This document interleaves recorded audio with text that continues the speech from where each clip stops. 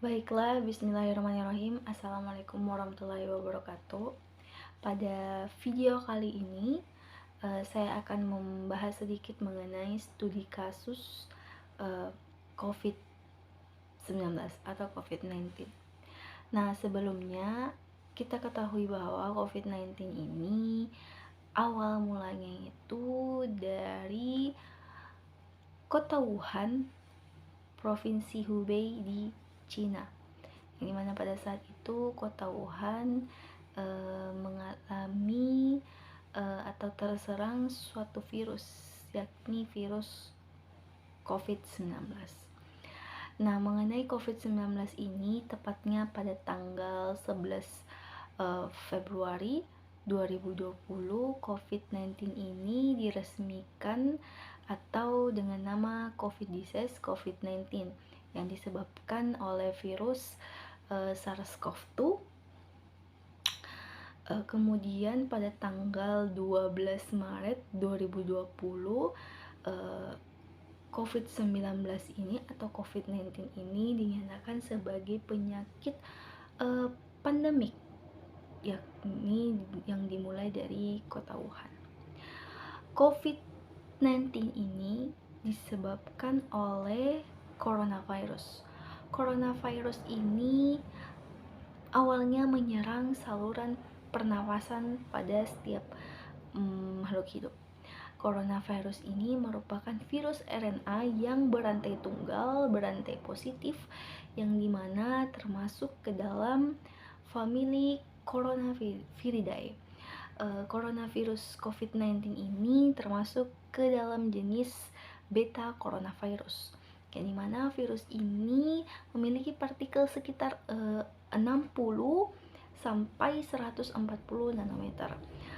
COVID-19 ini awalnya sebenarnya hanya menyerang hewan seperti kelelawar, unta, tapir, dan sebagainya, hewan-hewan lainnya, dan hanya menyebar ke hewan. Akan tetapi ternyata dibuktikan di kota Cina yang pada saat itu sering mengkonsumsi hewan kelelawar, ternyata virus dari COVID-19 ini bisa menyebar atau menyerang manusia. Nah, COVID-19 ini gejalanya itu ada gejala ringan dan ada gejala berat. Gejala ringan dari COVID-19 ini biasanya ditandai seperti batuk, demam, kelelahan, flu, tenggorokan kering, sesak nafas. Dan kalau gejala beratnya ya bisa sampai dada nyeri, sesak nafas yang berlebihan hingga pingsan. Kemudian mengenai penyebaran COVID-19 ini sangatlah mudah.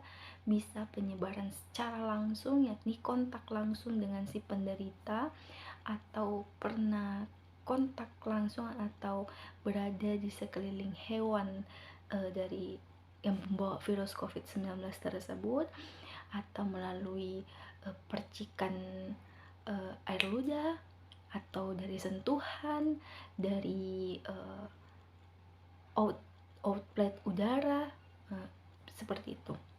Penyebaran COVID-19 ini sangatlah mudah karena virus COVID-19 ini atau COVID-19 ini merupakan virus RNA yang betul-betul mudah menyerang, yang dimana virus ini akan awalnya menyerang sistem pernafasan dan akan mempengaruhi sistem imun yang ada di dalam tubuh. Mengenai cara pencegahannya juga, cara pencegahannya ini ya tentu yang paling pertama menerapkan budaya hidup sehat. Kemudian dipastikan selalu memakai masker, kemudian berjaga jarak, kemudian menerapkan vaksin dari COVID-19, yang dimana awalnya sebenarnya vaksin COVID-19 ini belum ada, tapi untuk saat ini sudah diterapkan metode vaksin COVID-19. Nah, mengenai kasus-kasus COVID-19 ini sangat banyak.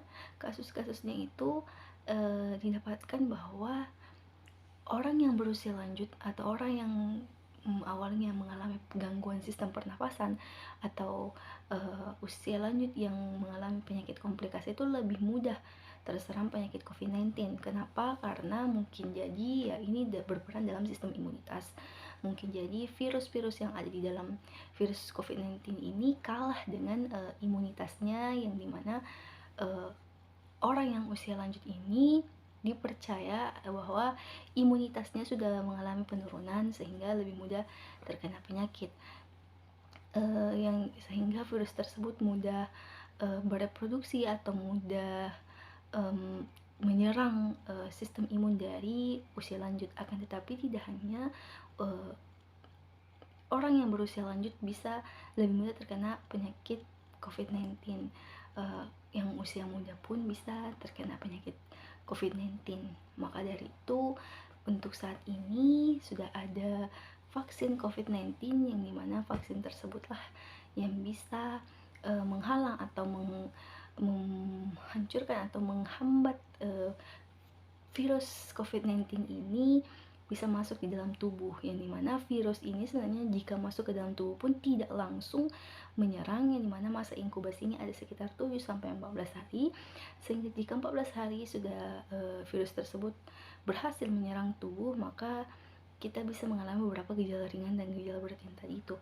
Tapi jika masa inkubasinya gagal, maka dinyatakan bahwa imunitas kita ini berhasil, atau sistem imun kita ini berhasil menghalau virus tersebut. Maka dari itu, sesuai dengan kasus-kasus sebelumnya, maka perlunya vaksin atau pencegahan dari virus COVID-19. Baiklah, itu saja yang bisa saya sampaikan. Lebih dan kurangnya mohon dimaafkan.